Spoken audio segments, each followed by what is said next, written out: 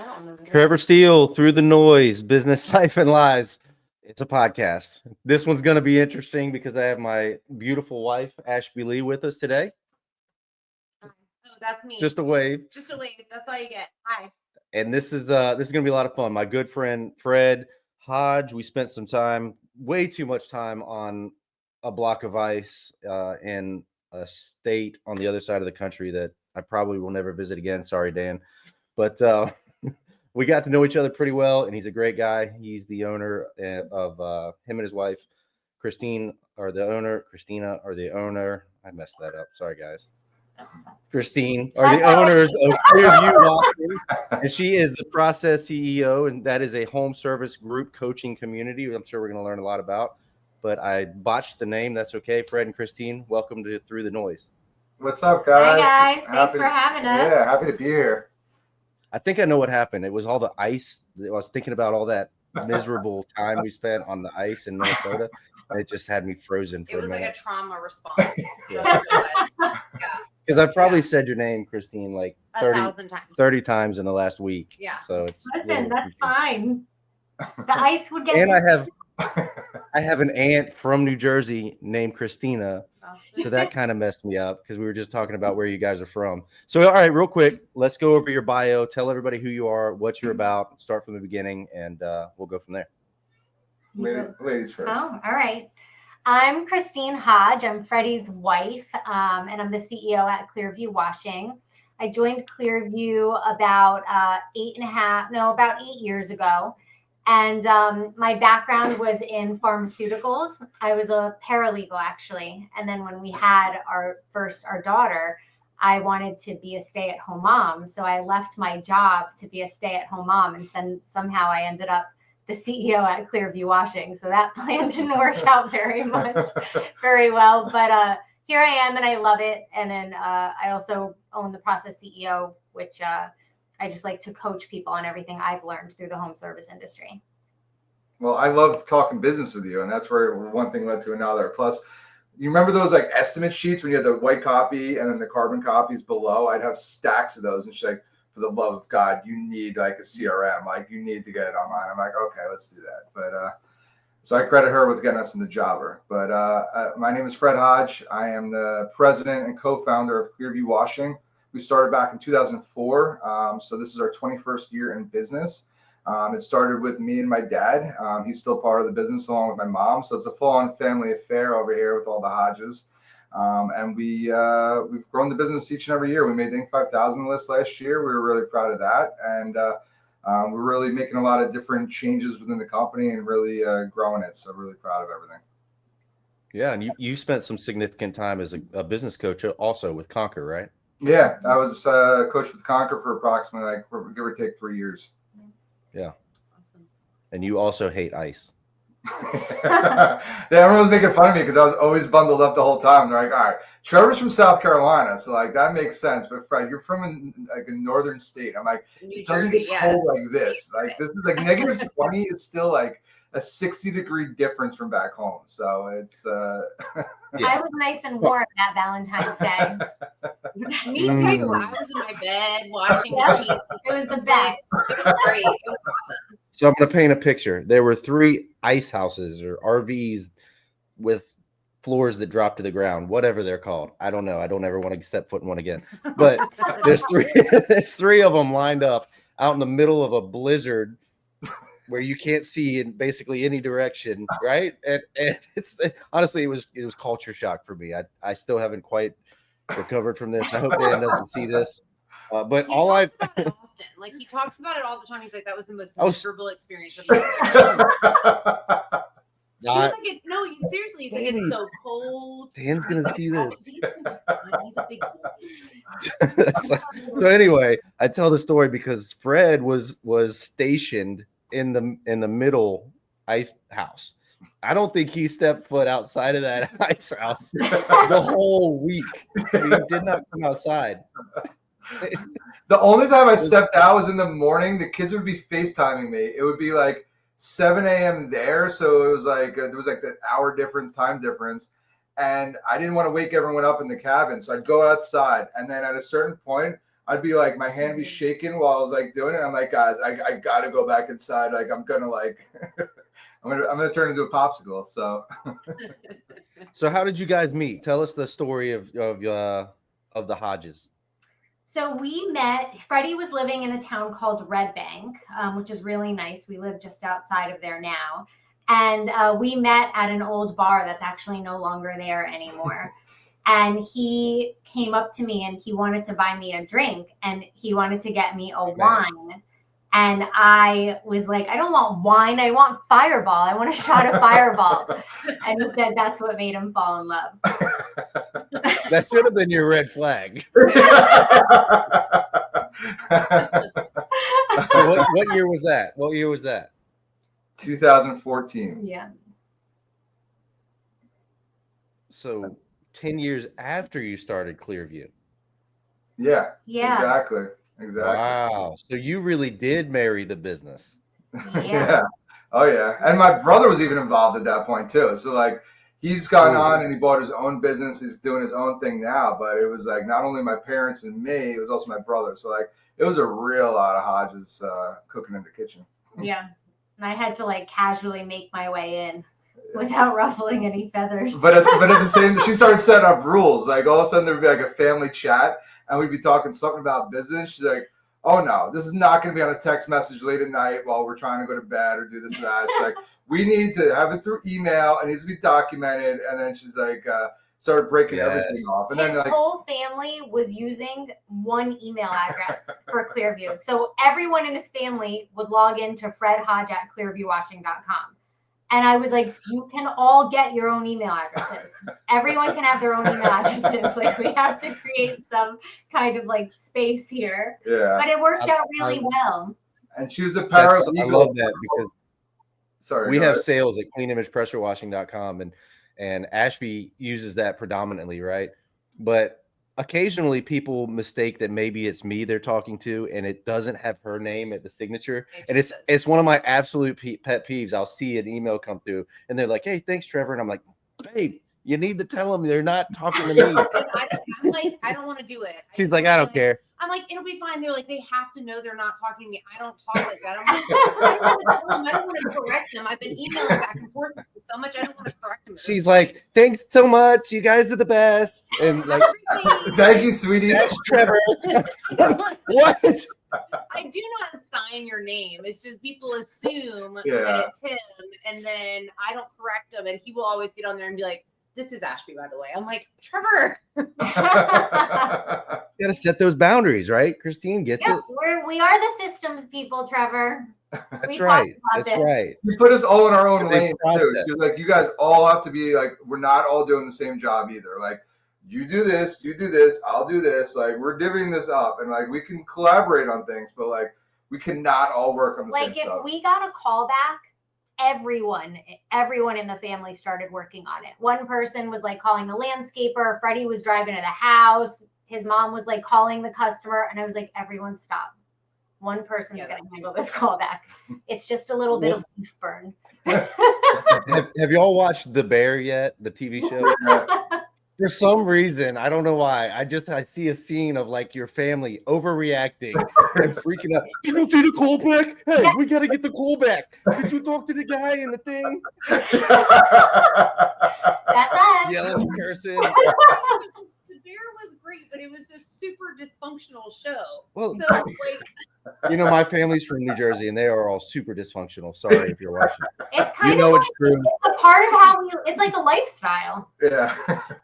She's Lebanese. I'm Italian. We're passionate. Yeah, and you're Italian. That so the very first time I met his family was at like a wedding, and I was like crying. I was like, "Why is everybody yelling at each other?" I was like, "I don't know." Very stressed and overwhelmed. I'm literally like in tears. I'm like, "Why is this happening? Why is everybody screaming?" And he's like, "This is normal." Like, what are you talking about? I was so stressed.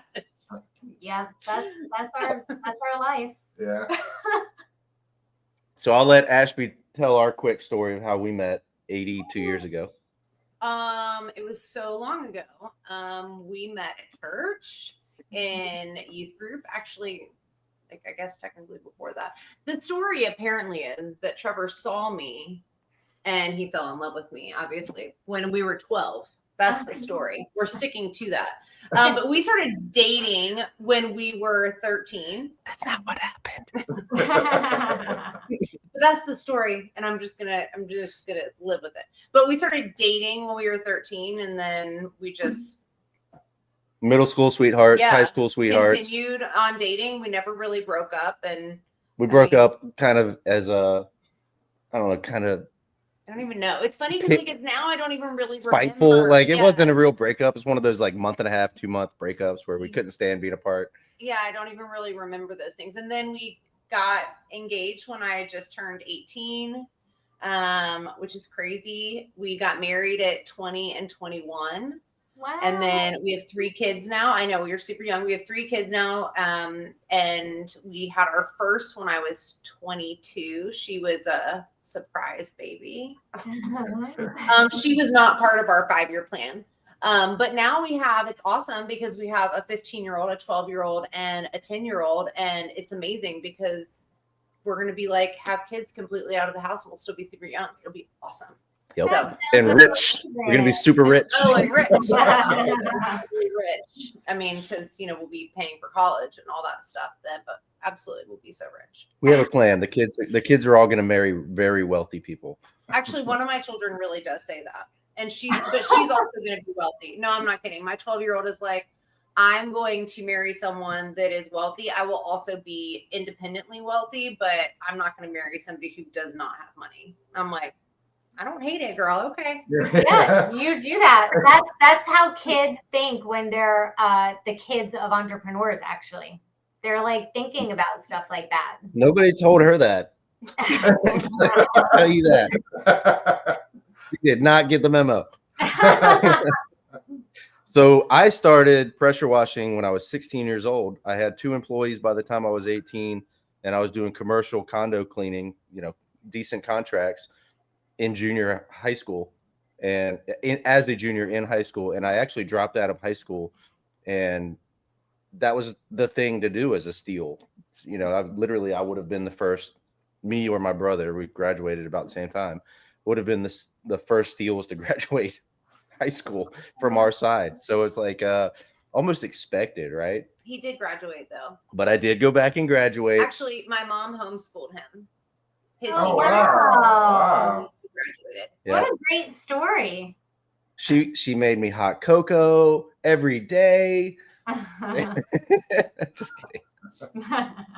So I did sign up as a homeschooler, and I went to a local community college like 2 or 3 days out of the week and graduated a little bit early, actually. But I've always been an entrepreneur. Started my pressure washing company, well, my first one, and then my second one, then my third one. We're on my 4th one now. It's going great. And she's been around for all of it. Yeah. I mean, we were dating when he started it. Yeah. And then, even when we were, married and had babies, I was bringing babies to the office and answering phones and scheduling and all of that kind of stuff. So that first year when we got married, we moved to Maryland, and I landed a fleet washing contract with my family's construction company. And so it was kind of like the launching pad for us. And she was out there in I was wearing my, what are they called? Coveralls. My Carhartt coveralls in the really cold. And I was washing. It was funny though, because he would come out, he'd be washing the trucks or washing the fleets. And then I would come out and we'd kind of try, and he'd be like, how did you get so wet? Why are you so wet? You should not be soaking wet. And I'm like, how are you not wet? He's like, what are you doing? I'm like, no, I don't know what I'm doing. But isn't that every new person you ever hire? They come back to the shop just looking like a wreck, and you're like, what? Dude, what are you doing? Did you swim in the neighbor's pond? Yeah. And you sold some of these businesses, right? And then re-entered the game, and it was like most of them were failures. I did semi-successfully sell one of them in 2016, ended in miserable lawsuits and failures. So even that wasn't a good story. But man, the lessons learned over the years, I feel like I'm a believer in Jesus Christ. I believe God's been setting me up for something here. Yeah. And I really feels like we're turning the corner on something substantial. So yeah, it's been a wild ride. Yeah.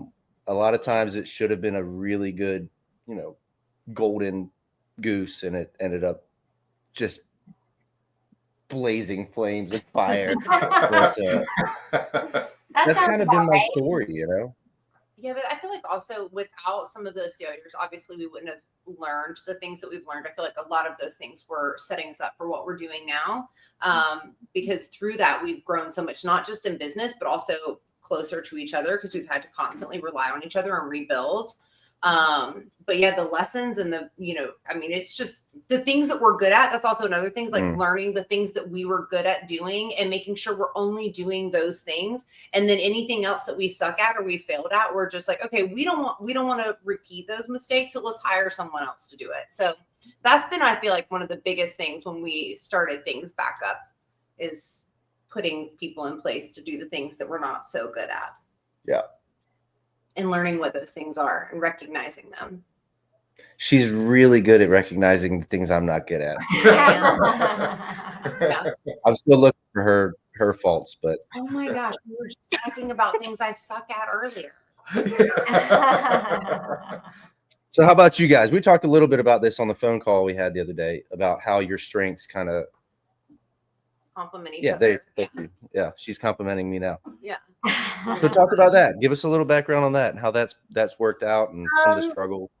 I think, like, when I became involved in the business, it was so organic that it was very apparent, like, okay, Christine's going to come in and systemize. So, like, it was like apparent, like, I'm the systems person. What has Freddie been doing aside from setting up systems? He's been doing a lot of marketing. He's been working on culture and hiring and sales and all of that. So I can't say we fell into our roles, but it was apparent, like, what our strengths were and what our weaknesses are. I'm not a marketing girl and I'm not a sales girl. Process wise, I can tell you exactly how to quote a project using our systems. Like, I can set you up for success, but I'm not the girl. I can even write your script to, like, make the follow-up phone calls, but I will never be the girl to make those calls because I'm not a salesperson. So when we fell into those roles, we documented them and really early on said, like, he was like, I trust you to set up the systems for this business. And then me, of course, like, it's his company. I'm like, well, you go ahead and just focus on sales and marketing. Like, and that's kind of where we ran with it. But because the whole family was involved, there was like an adjustment period of like 1 to 2 years where it was hard for everybody to stay out of everyone's lane, because, and not for anything negative, it's everyone is so passionate about this business being a success. So everyone cares so much. So if something good or bad happens, everyone would get involved. And I would then come in and be like, nope, you don't have to do that. You don't have to do that. You don't have to do that. Like, and kind of just like keep reiterating like what all of our responsibilities are. And now it's literally running seamlessly. Everyone, they won't touch something that's mine. I won't touch something that's theirs. And that's really how we started systemizing. Yeah. And I think just like implementing stuff too. Like, I knew the stuff we needed at times, and I'm like, I just need it. Like, I wanted response a bit desperately. I wanted to add like a nice job, and then I want to hire bus, and I want a company cam, and I'm like take a look at this stuff. Like, like some of it's obviously like no problem setting up, but other things like response bid and other things were like a little bit more entailed. And I'm like, I really need your help with this. And like that, we really complemented each other with like figuring that out. Even I talked about it earlier with the CRM. Yeah. She was a paralegal at a pharmaceutical company, and I remember giving her a list of like 6 different options. I think I still have the email, and I'm like, these are the 6 CRMs that are best out there back in 2016, I think it was. And I'm like, help me pick which one we should do. And she would go on her lunch break or just into a cubicle and then like do these demos with like the different companies. And she came back, she's like, we're going with Jobber. I'm like, okay, that sounds great. That was my first task. I'm like, let's do it. But it was fun because like I felt like my family, I come from a family of entrepreneurs, like everybody, like my aunts, my uncles, my parents, everybody in my family. So I knew it was in my blood and I was always innovative. But I also thought that I had to go the corporate route to be successful, which is what I did. But while I was there, I knew that wasn't the right place for me. So it felt very natural to jump on board with Freddie because I can use the innovation that I knew I had. And like, he'd come to me with like, hey, I'd really like to do this at Clearview. And I'll be like, oh my God, I would love to handle that. You know what I mean? Yeah. So it was great. I loved quitting my corporate job. That is not how it went down for us. No, not at There all. were there was this last time I started the business back up in 2020 during COVID, during the shutdown, literally during the shutdown. Mhm. And she looked at me and told me flat out, I'm not doing it. this isn't happening. You're not doing it. You know, this was failure after failure after failure after finally thinking we made it, and it didn't work out. But You know, it's like, But it was also just like I was the one at that point when we had been running things before, and we were also doing painting, and that was just, it's a whole thing, and that I don't ever want to do that again. But managing painters was awful. But I was the one that was like dealing with the schedule and dealing with guys when they weren't showing up and all that kind of stuff. And I was like, I never want another employee for the rest of my life. Like, I don't want to do that again. And it really, when we started the business back up this last time, it was very organic. I mean, he did come at one point, was like, I think that we need to do this again. And I was like, no. But I mean, things were kind of rolling in a very organic way. He was bored during COVID. We needed something to do. We were doing real estate at that time, and real estate just like died. Like, no one was doing anything. Overnight. Everybody was afraid of moving. Anyone that we had in like our pipeline, or even things that we had lined up for closings, everybody was like, we're pushing the pause button because we don't know what's going on. And so he was like, I can't sit around and do nothing. And so he literally just like went to Home Depot. He's like, I know how to do this. This is like candy from a baby. I'll go do this. And then when he got serious about it, he was like, I forgot how much I love this. I forgot how much I missed it. I was like, you've lost your mind. It sucks also. But yeah, he had a very like, this is what we're doing. And I was like, you're doing it without me. so we took it. She loves it, but she's also requests to be fired on a regular basis. She's like, I can't wait until you fire. That's funny because he tells me on a regular basis he's going to fire me. And I'm like, go ahead, buddy. I'm like waiting. I've had so much fun setting up the systems. Everything is really systemized now. The guys are good. Everyone's good. And I'm like, I am ready to get laid off. I'm fine with it. Yeah. Now You want to hear a fun fact? Uh-huh. So did you know that systemize and systematize are both real words? That second word doesn't sound real. Look it up. I've heard people say systematize so many times. I was like, that can't be right. Did you Google it? I'm telling you, Did you y'all. chat? Somebody jump in the comments and help me out here. Do they mean the same thing? It does sound Yes, like they mean a southern thing. What? Yes. One's northern, one's southern. That's the systematizer. Y'all, I'm gonna systematize. Maybe that's a word in the Carolinas and not in New Jersey. No, it systematize, I believe, Googling this goes right back now. to the old English. So it's like one of those words that never went away. So I'm telling you, it exists. We're gonna come back to this. He's gonna start speaking Latin. I didn't even finish spelling the word, and it popped up as a suggestion. Is systematize a word? Let's see. It is. Arranged according to an organized system, making it systematic. He's really confident about it, so I just wanted to mess with him, but we're gonna systematize this stuff. I'm gonna start saying on the process CEO, it's simplify, systemize, simplify, and succeed. Uh-oh. I'm gonna change simplify to systematize. Yeah, for sure. So talk to us a little bit about that. That's a good segue. Let's talk about your the process CEO and what that looks like. So that also kind of happened organically because I've been going to like the conventions, like the huge convention and like some of those others. And people were asking if they can do like, can I just take an hour of your time? Can I just take an hour of your time? And I was saying yes, and I was doing it, and I loved it because I document a lot of our systems, and I like to I created all of them, but like I want to pass, like I don't even know what the term is, like pass it forward or something. Pay it forward.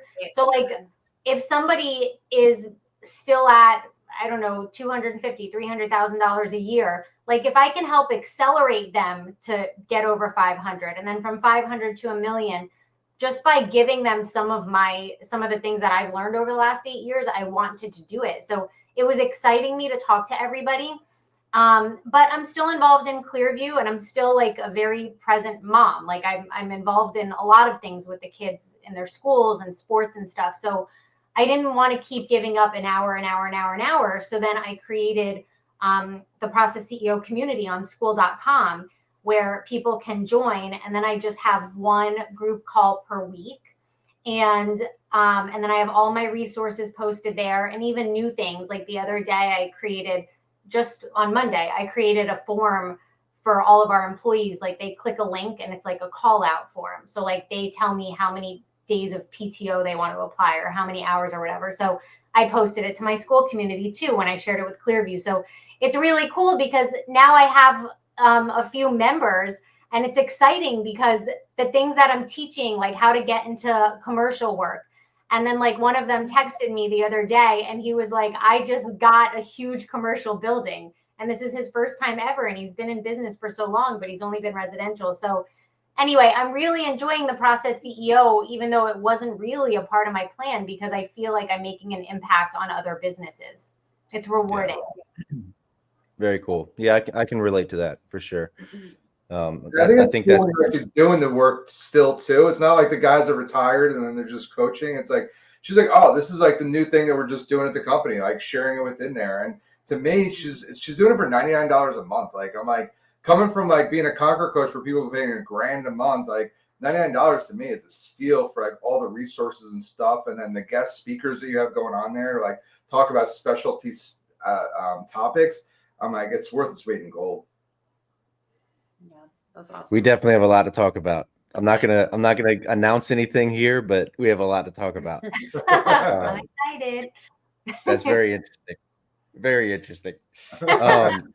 So on top of being a mom of 3, having to deal with me every day, running Clean Image Pressure Washing, she's our coordinator, she's our dispatcher, she does the accounts receivable, payable, she does just about everything that I don't want to do.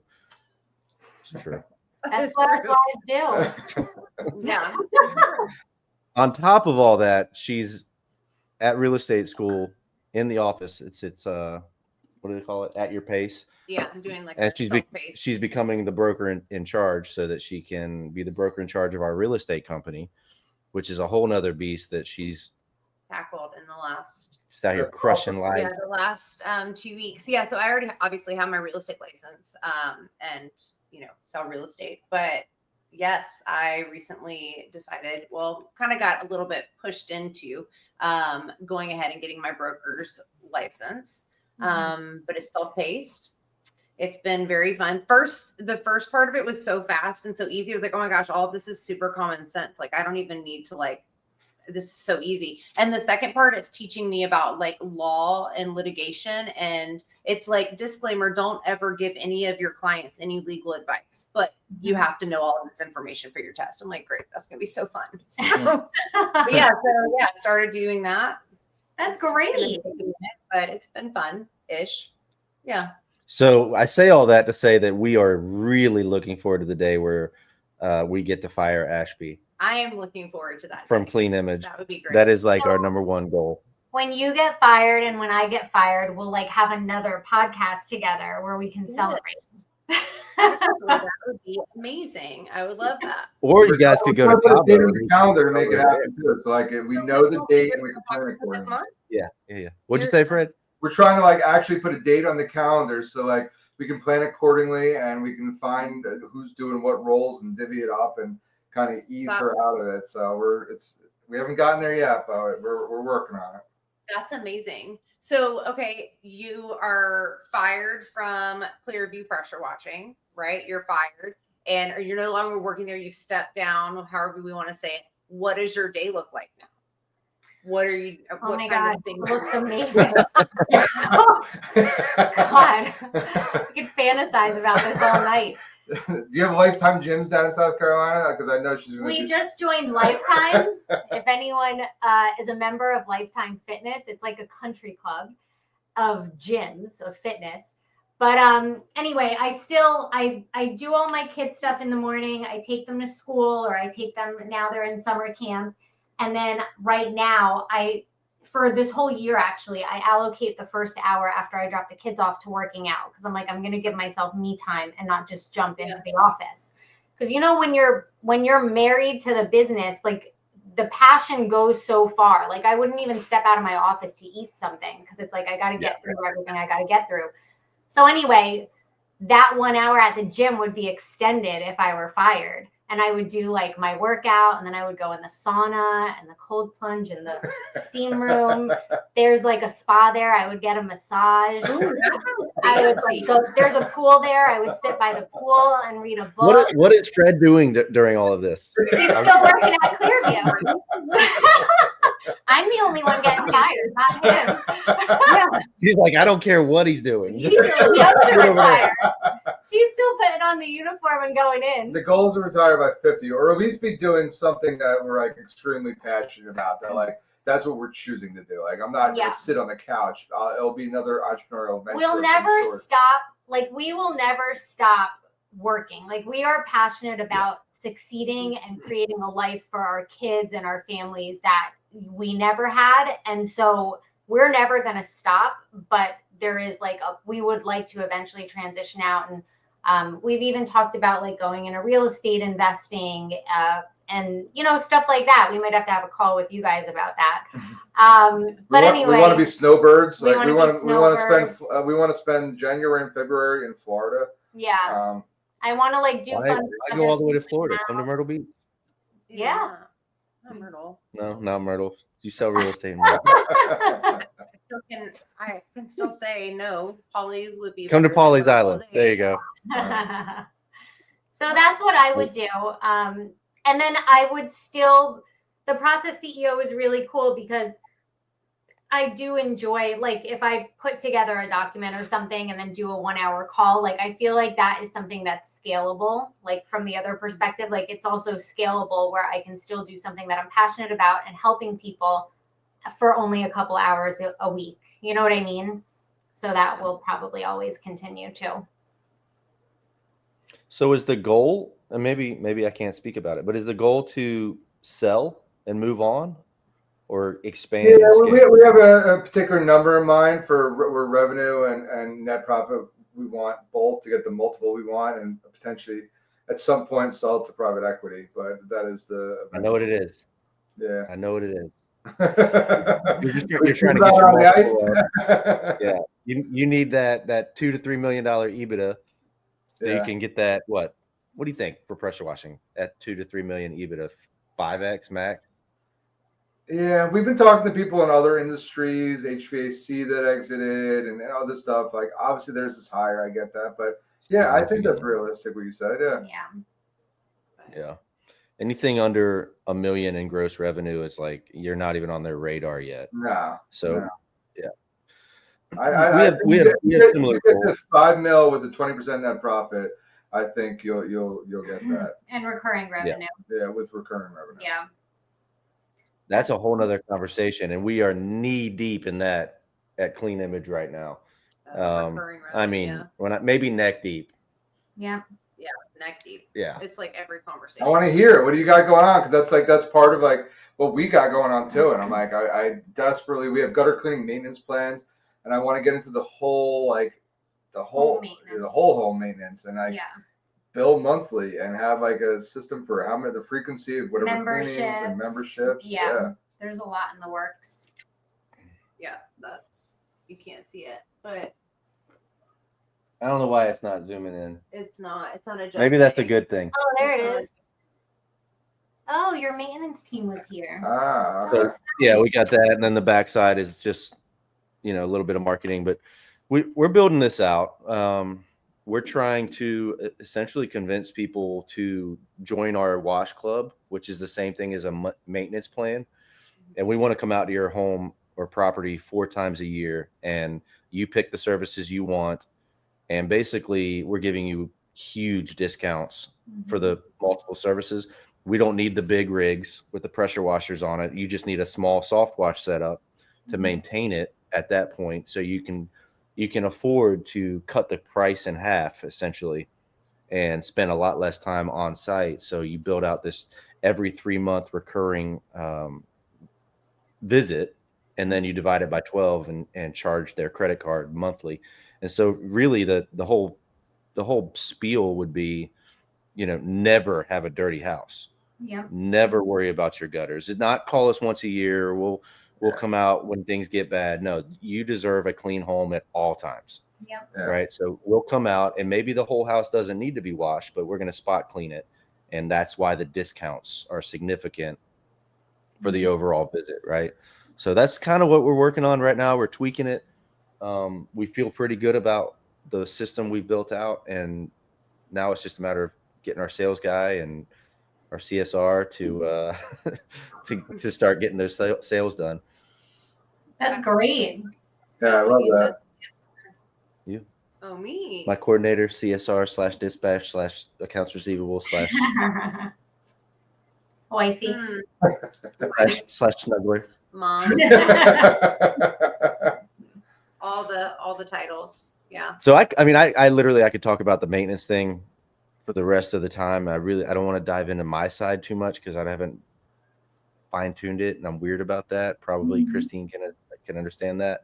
But tell us what you guys have going on? Well, that's how we compliment each other too. Like, I push her to put stuff out. I'm like, don't let perfection get in the way of progress. I'm like, put it out. It's ready. I'm like, and like sometimes obviously there's a little bit more time, but like more often than not, she's like, are you sure? I'm like, yeah. And that's like the whole complimenting each other. It's like I want it to be perfect before we like release something. And he's like, we did this with Responsibid because like I was like playing with the prices and it took so long to set up, but I loved it so much. But I was like, oh, it's not ready yet. And he was like, oh, we're using it on Monday. And I was like, oh my God. And then it was good because we ended up using it and tweaking it along the way. So it's a really good balance. And I know that doesn't happen with it doesn't happen with all couples who work together, but like for couples who do work together successfully, it like you can preach on like how it is so doable with these like roles and trust and respect, and rules too. She's implemented some rules. No business in bed. And it goes both ways. Like I remember, like she's like, "Oh, is there enough money in the account for payroll tomorrow?" And it's like 11 p.m. I'm about to like shut my eyes. I'm like, I don't need that in my head right now. I'm about to go to sleep. And then like I'd have a question about something to the day, and she's like, no. She's like, this could wait till tomorrow. We're not having this conversation about this right now. I'm like, all right, fair enough. I'm guilty of doing that sometimes right before we go to sleep. I'll be like, hey, tomorrow we need to, and he's like, whoa. Nope. I don't want to think about this. And I'm like, okay, I'll just remind you or talk about it in the morning. But I do it all the time because I can say it and then I can talk about something and have my brain turning, and then I can be out in 2 seconds. He's going to be up for the rest of it. She can also drink a cup of coffee and lay down and go straight to sleep. You guys are like twins. Yeah, I can totally. I would be up all night. Oh, yeah. You can't drink caffeine. It's a wreck. Too. Same. If I drink I really can't. soda, it must be a process person thing that they. If you were a systems person, you can't drink caffeine afternoon. Like even like just a can of Diet Coke, he can't have it. Christine, do you have ADHD? I think I do. It's never diagnosed though? No, I've never been diagnosed. But as I get older, I'm like, I'm either really busy or I have ADHD. But the more I read about it, I've told him about it. I think I do. Yeah. That's why we're so good I for sure do. It takes like I'll give you an example. Like we were neck deep in discussing this new maintenance plan, the Wash Club membership and all that stuff. Oh yeah, we're sitting here. And we were vibing, right? I even had our sales guy in the room and we were vibing. Oh, and we've got chat listening to us also. Like, chat GPT's in the background, like fine tuning this thing for us. Like we're really getting somewhere. And like for the first time in literally 2 years, this is how long I've been working on this maintenance thing. Then I get a phone call from one of the techs in the field, and I was like, oh. It's like that's going to derail this. That's going to derail this entire thing. And I didn't answer it. And then he sent me a text, and because I read it, the whole conversation was over. I'm not getting back. Yeah. Yep. And then it was completely done because it was like.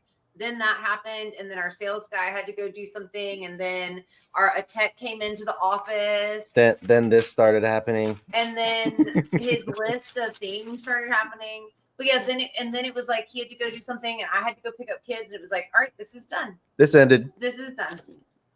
One text. Done. Yep. It was nice while it lasted, huh? Yeah. I get it. But So then tell us.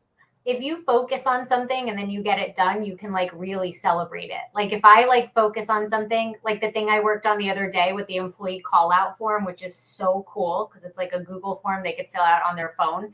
And when I did that, I said to Tim, I'm like, I got it done. Like I did it in one day. Because we were talking about it. She was like taking their PTO and like trying to be nice and like divvying it up and make sure they didn't waste it, but make sure they had enough hours. And like, I'm like, they don't appreciate that. I'm like, we need a system that like they tell you when they want to use it. And like, I don't know if they're even seeing it. Like, I have to really analyzing their pay stubs and seeing it.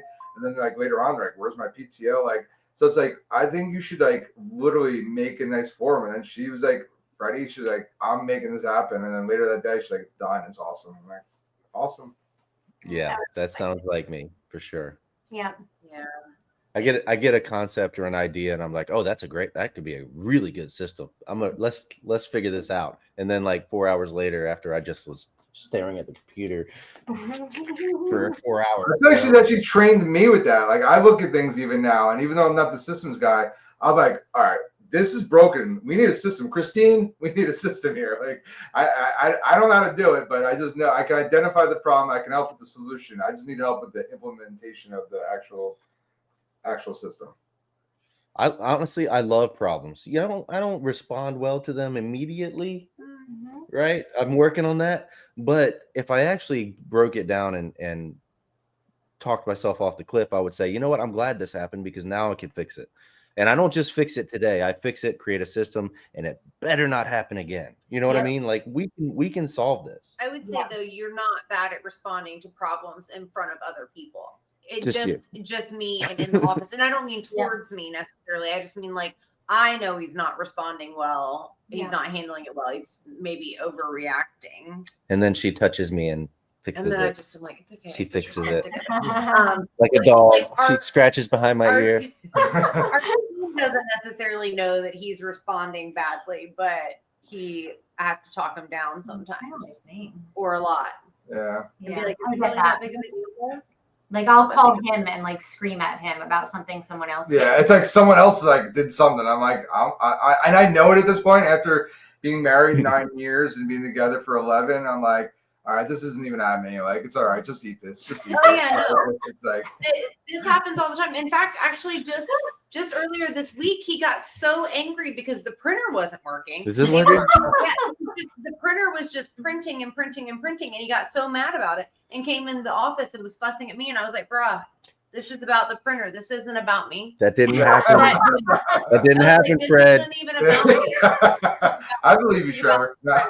Thank you, Fred. That printer said, as an entrepreneur, though, you are a professional problem solver. Like you literally like that. I think that could almost be our titles. Like if nothing else we do in the company, it's like you just have to know how to handle every situation that arises. And there's always a new one. Like I feel like there's always something I'm like, man, 21 years, never seen this one before. Like I somehow we stained blue carpet on the inside, and the windows were closed, locked. There's no signs of water intrusion, and it didn't come from like a bucket or people's booties. So like I'm like, I don't know how this got here, but now I'm replacing carpet in the whole room, and I'm like, I don't know how I got here.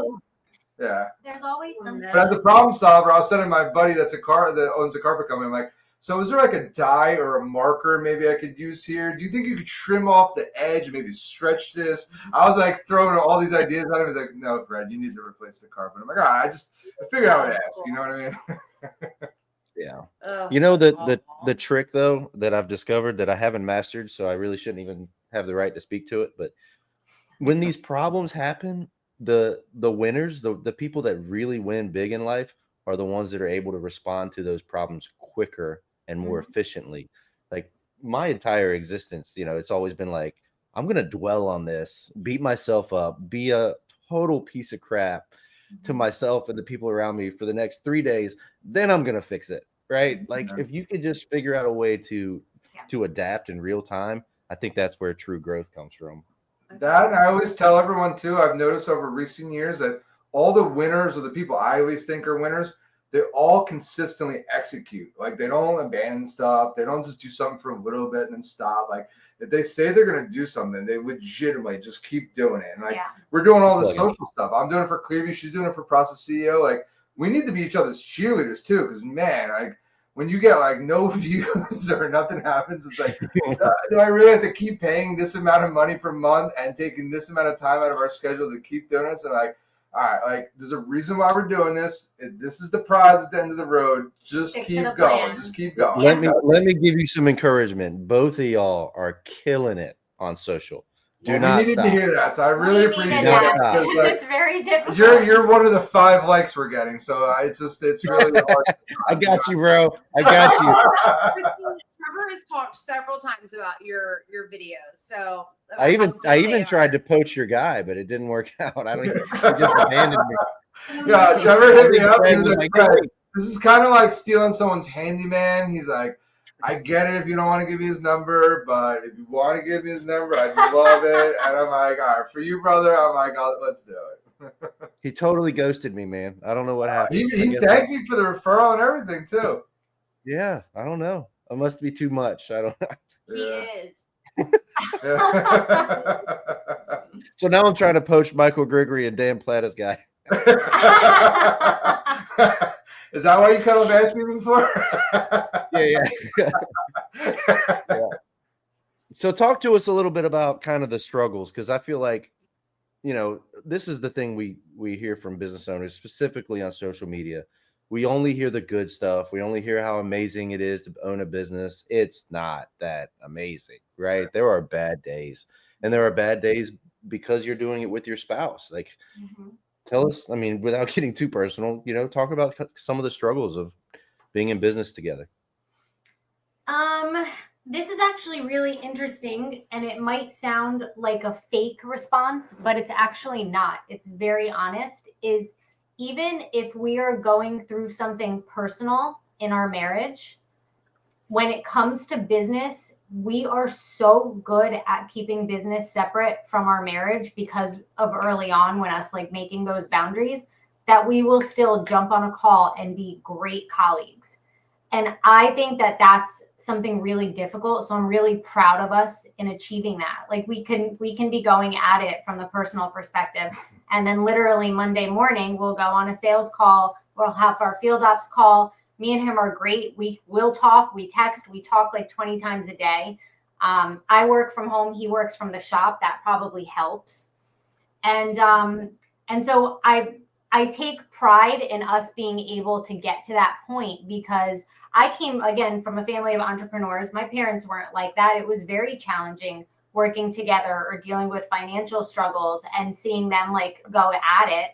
And I think that it's easier to like go at it and take your frustrations on the business out personally.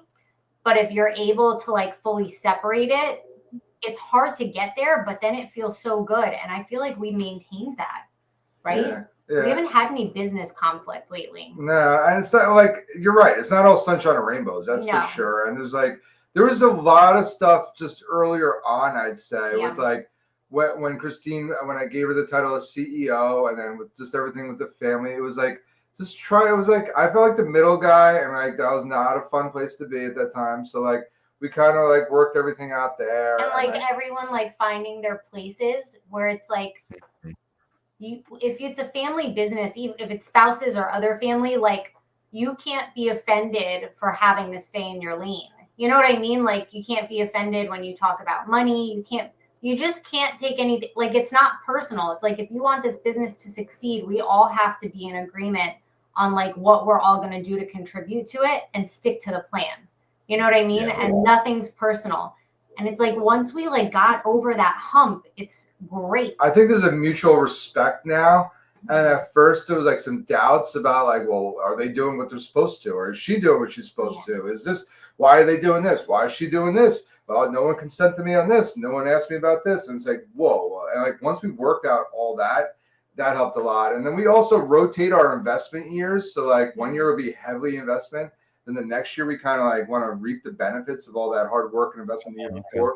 the next year. So They call it protect the net. sometimes those like odd years, like there's not as much net profit, and that's stressful as hell. Like when you're busting your butt, you got the revenue numbers over whatever the amount is, which is a lot, and it's like that's stressful at times. Or even like, okay, I got to dip into like the credit line, and it's like really, and it's like, and trying to figure all that out. So like, listen, for anyone that's watching, anyone that's listening, like, you're gonna go through that stuff, but that's where the winners, like, that's where they persevere, and they come out on the other end. And we all go through stuff, and it's not easy, but if you keep, goes back to the consistency. If you continue to execute and you start to bring in people that are better than you at stuff that you're doing, you're naturally growing. And like, that's what we're most proud about is probably our team. Like, we don't have those like terrible call outs or the no shows anymore. Like, if I have to put my like approval on anything that I'm most proud about in the company, it's honestly the team that we've built. That's what I'm most proud about. And like, they're all loyal, awesome, hardworking. And like, I think we have the recipe that if we need to add more of them on, we can do that now. And like, I think that's a trait that I think we'll have for the rest of our lives, and we can help other people with that too. So I know what it feels like to like have people, and you don't know if they're going to show up. You don't know after payday if they're going to come back after that or show up on that Monday. Like, that's a terrible feeling. Like, we've been there, and it took a long time to get to. It took a long time to like get to where we are now with like being confident in, like, you know, when you hire out of desperation because you have to get guys in the field, especially in the spring, and it's like you're like, all right, let them just start on Monday. You know what I mean? But we've gotten so confident in the guys that we have that we don't even want to let them down with a crappy person. So like, we've been confident in like doing interviews and turning people down because we know they're not the right long-term fit for us. And it's just, it's great. They're like brother. I mean, a lot of the guys are like brothers to me. So I love them so much. And I think even checking your ego at the door too. Like at a certain point, like we have someone doing the books for now that made her life easier, but like obviously that was something for her. We hired a new marketing company. That was my role in the company. Like, I put that ego aside. Like, it's like no more of that crap. Like, we have a goal, and let's work together as a team for that.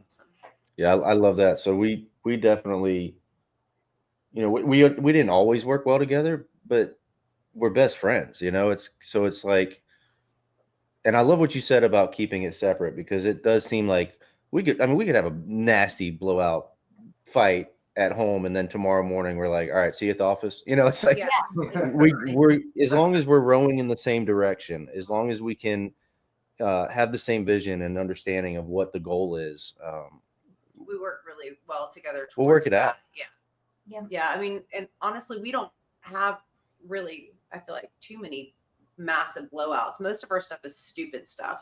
Oh yeah. Like stupid, like stuff. And a lot of times, honestly, a lot of the times when I start picking is when I have not had, which I'm an extrovert. So it's really weird. It's like, I've gotten older. I need me time. And it's just like, we're always doing and always going, but we're together all the time. Yeah. I love him so much, and he is my very best friend, and I enjoy being around him, but sometimes I don't want to see his face. So like, like,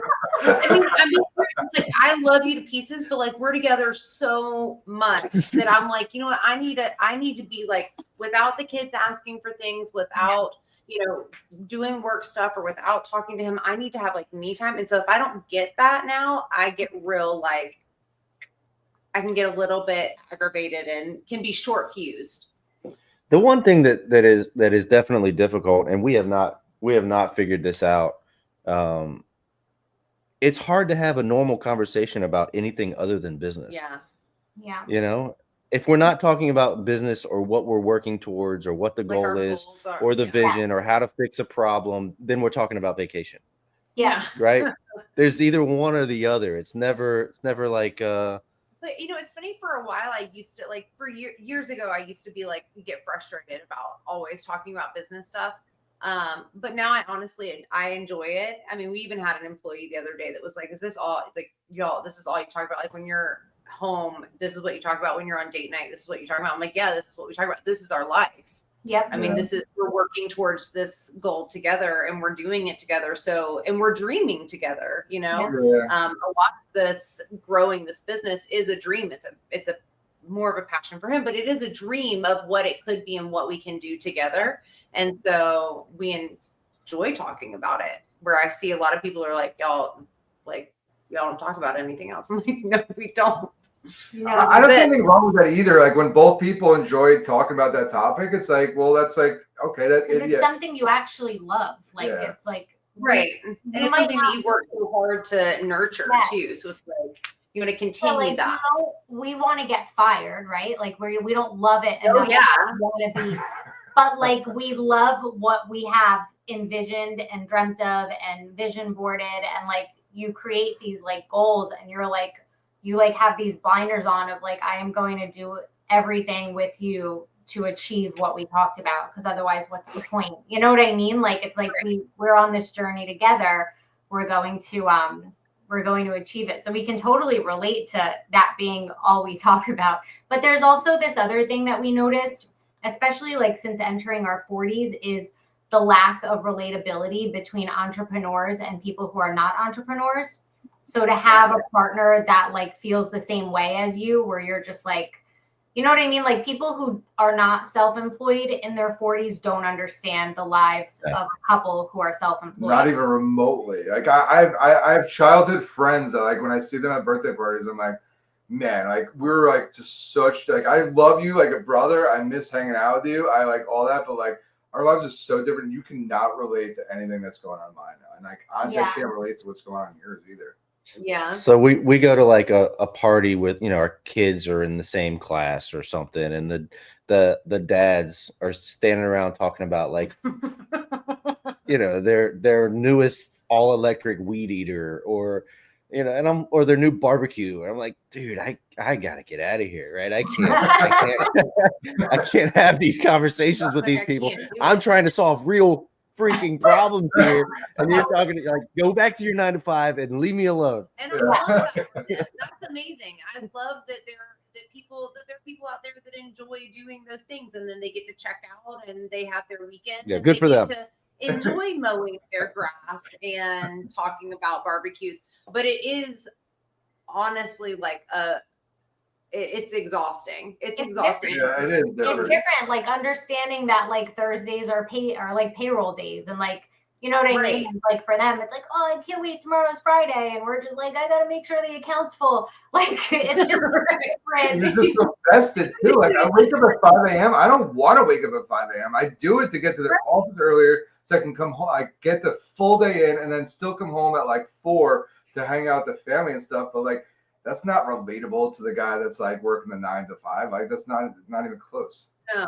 No, it's not. So this is what I wrote down because I wanted to talk about it earlier. What Christine was saying, a business is like your children, right? You nurture your children, you raise your children, you build your business, but eventually you want your child to move out, right? You want your child to move out, take care of itself, scale on its own, right? And flourish. And you might have to step back in every once in a while and, help out here and make some adjustments there and maybe fund a little bit of money here, right? That's the business. You don't want to be stuck in it forever. So that's a good one. That's kind of my metaphor there. I love it. It's like over the years, like you wear all the hats and then you're giving them out. And it's like, I just want to keep the hats that I want to keep now at this point. It's like, those are the roles I want to keep. And like all the ones that suck or like, that's not my specialty or whatever the case may be, like I want to give those out. We put on our vision board, I think 2 or 3 years ago, that we wanted to take 4 vacations in 1 year. Like to me, I was like, that would feel amazing. I didn't even vacation when I was a kid. So like, I was like, if we like when we've been like working our way up and we go on these great family trips, but I was like, wouldn't it be cool to like be able to like step out and enjoy the family and enjoy what we've done 4 times a year? And we did that over the last 12 months. We went away 4 times and I was like, oh my God, that's like so nice to get to a point where we've systemized the business enough where 4 times throughout the year, we were able to leave. And the guys that we put in place were able to run the business. They call, you know what I mean? You get a few calls.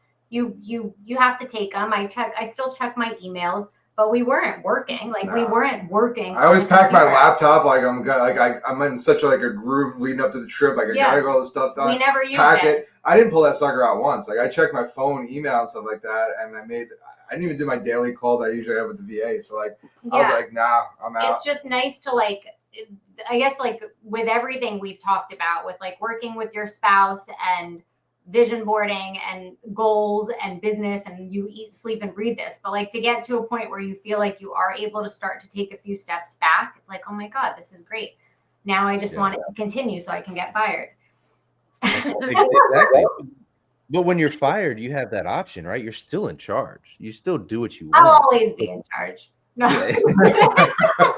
And she's gonna have that itch that because I know her personality, because I know the way I am. She's like that. Like it's not like she's just gonna sit home eating ding dongs all day. Like it's like, or you can't live at the gym. So like at a certain point, it's like, okay, like you'll have more time to do some of the kids' activities and do more of your me time. But like, I'll always still be gonna involved. Be like, I guess it would be more of like I maybe like not having anyone report to me. You know what I mean? And in that way, like, because I always want to be involved. Like I care about it. I came in only 8 years ago, but I care about it just as much as he does. But even if like the Clearview sold, like you'd still yearn to like do something else. Oh like, yeah, you know what I mean? Yeah, absolutely. You two are like newlyweds. You know that, right? Well, really? Compare it. We didn't meet at 13, so like you guys have a lot more. But we're only. I'm 33. She's 32. So okay. Okay. Math is not mathing at all. That is not accurate. No. No. Pushing 40.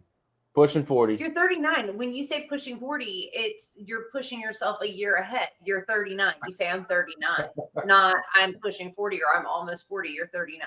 I crossed over that 40 threshold, so I feel you. Yeah, 40s are crazy. It's different. Okay, so what does this is a question for both of you, and we're gonna close out here because we're at 1 hour and 1 minute. What does an hour and 6 minutes. See, that's how you know we've been married a long time. Oh, but I was looking at the clock. I was wrong. She's cute though. I was definitely wrong. So, what does today's Fred tell the Fred from 10 years ago, whenever 2004, when you started Clearview? What advice do you give him? Well, that's a good one. I think just stay consistently execute. If you just keep doing that and learning and executing and maturing and basically figuring things out. We're still working on that part. At the end of the day, I think you'll get to where you want to get, and it's not as quick as you want it to happen. Like we always joke when we do like our presentation at like the Huge or anywhere else. It's like, all right, here's our growth chart over the past 20 years, 21 years. The first 10 years looks like prairie land. Like, is there any growth in there? Like, but like I was like, you started 16, I started at 19. Like those first 10 years, essentially, I was learning how to hire people. I was learning the equipment. I was learning how to get customers. I was learning all that stuff. So that's basically what I would tell 19-year-old Fred. Okay, Christine, your turn. What would I tell 19-year-old Christine? Well, when you started in the business. When I started with him, I would probably tell myself, what would I say? Don't take my family personal. I would say no, I would probably say, I can't say that. I was going to say, it was going to be it's there are two sides, because one of them is don't get involved, stick to the plan of being a housewife, because he gave me the okay to quit my job. You know what I mean? But that's not even real, because even though the journey has been stressful, it's been worth it. So I would say even through the stressful times, keep those blinders on and stick to the plan. And we're doing that. But during those transition periods of me working my way in, it was really stressful, because you're kind of trying to find your place both in marriage and in business. And that being pregnant twice, and you know what I mean? And in babies. So it's when you're doing all of that at the same time, it's so stressful. But I would like be like, you're gonna come out of it, Christine. Just like stick to it. You were bringing change, and no one ever likes change either. So Yeah. you were like the face of change. Yeah, I was like, everyone, we're using Java, not paper. We're using responsive it, not guessing. Like we're using this, not that. And no one liked it. But I would tell myself, like, do it and don't stress about it so much. Like life goes on and everything goes on, and then you get over the hump and everything's fine, you know? Yep. I'm gonna, at the risk of my own sanity, ask my wife to answer this question as well. What would I tell myself when we started this? Yeah. Don't do it. Marry a doctor. I think that the biggest thing, something which I was not good at, is trust the process and be more supportive, because there were a lot of times that I was like, no, I don't want to do this. This is stupid. And I wasn't as supportive as I probably should have been. So I would have told myself that. Yeah. That is not what I expected. I didn't know we were going to therapy today. Which is what my knee-jerk reaction was. But then I thought about it and said kinder words, which is the way I feel. But I do sometimes think, don't do it. Why did you get it? You're an idiot. Oh, I know. Don't even give advice. I'd be like, why did I even get involved? I should have not been good at things. If I was not good at things, then I wouldn't have gotten dragged in. You're so stupid. Why did you do that? You don't have to you fix let that. You had a good memory. Just leave it alone. Just let it be. Just let him for himself. Yeah. Yeah, except nothing would have happened. So that would have been a nightmare. What about you? I was hoping nobody would see that. So you go back to beginning. Not the beginning. I mean, I was 16 years old. That's ridiculous. Yeah. I was getting beer money, right? Well, actually, fun fact, his first commercial project that he landed, he bought my engagement ring with that money. Aww, see? Fun fact. 18. No, 17. Wow. 17 years old. He walked around with it in his pocket for like a year. Yep. Wow. Yeah. All right. What would you tell yourself? If I could go back and tell myself something, I think I would tell myself to slow down. Slow down, double down on yourself. You don't know everything. You got a lot to learn. Listen more, talk less. Check your pride. Yeah. Ego. Pride. Yeah. Ego is probably a better word. Yeah. I was a punk. I was a punk, and you couldn't tell me anything. And I was going to take over the world, and I was supposed to be a millionaire by 25. And when you set those kind of expectations for yourself, and you almost have blinders, and nobody can tell you anything, when you don't hit it, that depression that follows is hard. I was gonna say maybe don't. I feel like we're always setting, unattainable goals for where we actually expectations is harder than goals, right? Yeah. Goals are good. Goals are something you can strive for. Expectations, that's a whole different thing. Like if you expect something from yourself, and it's because you have a chip on your shoulder, which I definitely did and still do. Like when you don't hit those expectations, that's a bad place to live. So I would tell myself to work hard, keep your head down, learn as often as possible, and expect nothing. That's good. It's good. Good. It's good. Yeah. I think we lost y'all. Oh, No, you're back. There you are. Yeah. This was a lot of fun, guys. I feel like we could keep. We didn't even dive into any like real stuff. We just had fun. This was great. It was like couples therapy. We'll make sure we give you plenty of time with the live cutting out before you start yelling at each other. We'll give you. This was a lot of fun, guys. Tell us a little bit more about the Process CEO. I want our listeners to have a chance to connect with you, and I don't think I gave you a fair chance to show off your prowess. I'm seriously impressed by both of you.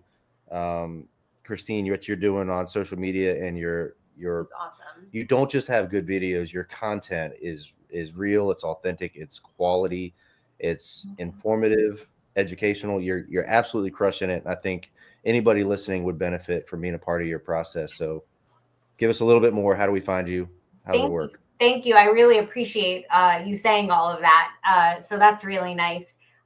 You can find me on all social media, YouTube, Instagram, TikTok, and Facebook at The Process CEO. And I would love to, for you guys to check out my school community too. It's called The Process CEO, and it's at school.com, SKOOL.com. And you have a 1 week free trial too. Yeah, it's a 1 week. There's a 1 week free trial, but it's such a great group of guys, and I really do love the process stuff. I'm very passionate about it, and we could go another hour if we did dive into processes. So anyway, I want everybody to be a part of my community because I'm really excited about it. Awesome. The Yeah. Process CEO. It's on School, which is SKOOL, Yep. which is a streaming and community platform. Check it out, guys. We had a lot of fun. Yeah. Thanks for having us. Thank you guys very much for having us. We'll have to do it again sometime. We would love to. This is where I do my outro video, so I'm just gonna. I don't have it.